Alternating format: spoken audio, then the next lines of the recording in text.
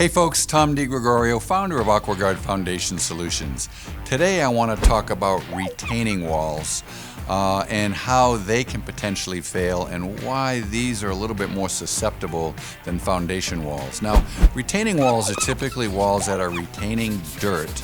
They might be attached to your home, they might be out in your yard, but they are not typically supporting the weight of the house, which typically means there's not usually something on top of these retaining walls. And they are very susceptible, like any other wall, to that lateral pressure, hydrostatic pressure pushing on that wall where it can literally just fall right over.